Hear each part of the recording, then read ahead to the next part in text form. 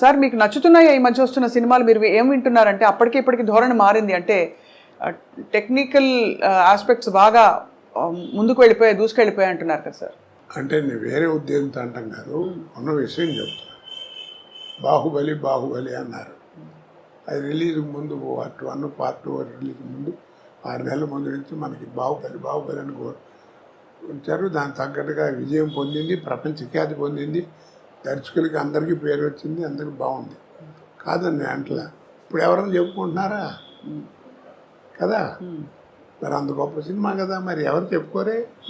మరి అదే ఓల్డ్ మాయాబజార్ తీసుకొచ్చామనుకోండి, ఇవాళ 6 ఏళ్ళ కుర్రాడి దగ్గర నుంచి 60 ఏళ్ళ ముసలాడి దగ్గర అందరూ వెళ్ళి కూర్చుంటారు.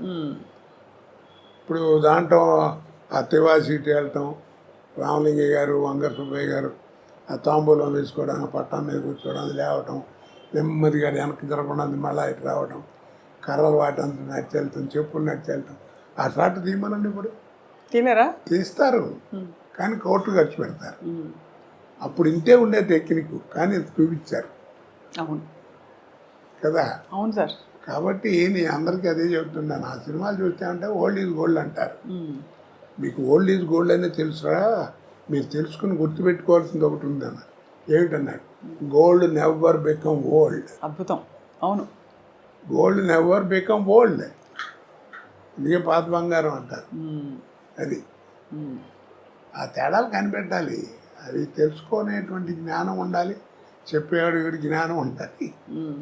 లేవు కదా అది. అవును. అప్పుడు డైరెక్టర్ చెప్పినట్టు చేసేవాళ్ళం. ఇప్పుడు డైరెక్టర్ ఏముంది, డ్యాన్సులు గిన్సులు అన్నీ హీరోనే డామినేషన్. మరి క్వాలిటీ అది. తర్వాత నిర్మాతలు కూడా నా ప్రొడక్షన్ బయటికి వెళ్తుందంటే బలానా కంపెనీ నుంచి సినిమా అంటే రామానాయుడు గారు, జగపతి రాజేంద్ర ప్రసాద్ గారు, వీళ్ళందరూ పెద్ద పిఎపి సుబ్బారావు గారు, కేవీ రెడ్డి గారు, ఈ సంస్థలు ఏమిటి? ఆ సంస్థల్లో సినిమా వస్తుందంటే ఒక స్టాండర్డ్ ఉందని లెక్క, ఒక పద్ధతిగా. నువ్వు కనిపెట్టారు లేదు, ఎవరు చెప్పరు ఈ విషయం.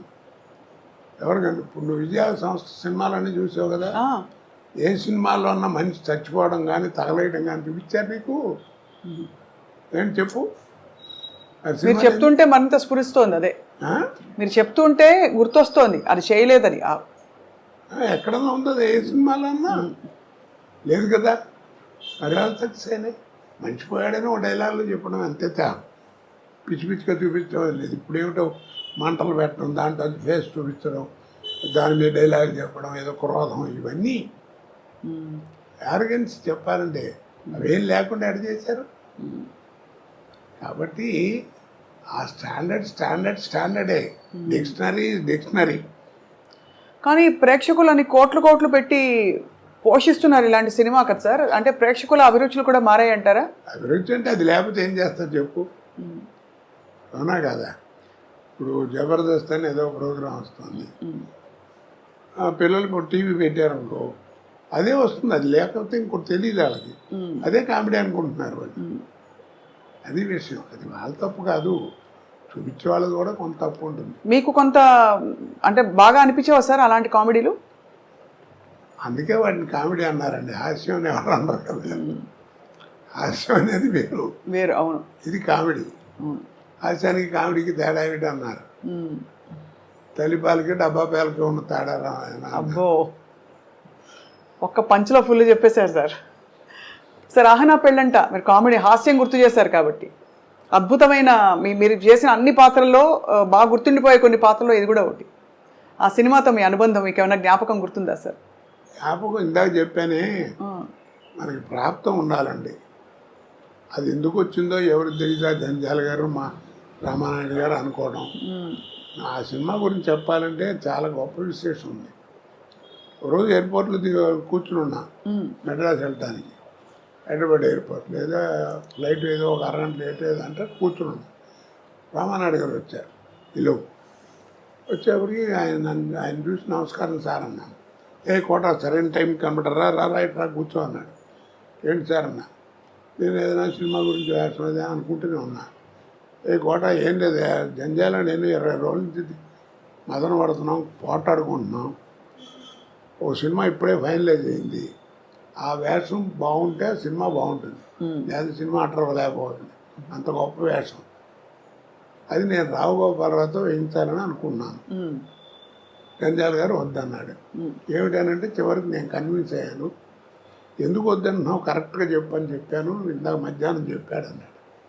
ఏంటన్నాడు, గోపాలరావు నువ్వు ఎంత అగ్లీగా తయారు చేసినా ఆయన మొహం రిచ్గానే కనపడుతుందండి. ఆ కలరు అది ఆ వ్యవహారం అది చూడంగా నికృష్లా కనపడే ఫేస్ కావాలి, అది ఆయనతో కాదు, నా మాట వినండి, నేను కోటతో ఇస్తాను అన్నాడు. అయ్యో ఆ ఫేస్లో ఆ వాల్యూ ఉండాలి, అది నటుడి యొక్క లక్షణం, అది కనపడాలి అని అన్నాడు. కన్విన్స్ అయ్యాను.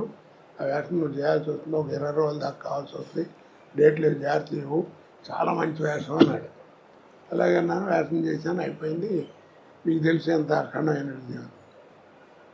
ఓపెనింగ్ ఫ్లోర్ ఇక్కడ రామానాయుడు గారు స్టూడియోలో ఫ్లోర్ ఓపెనింగ్.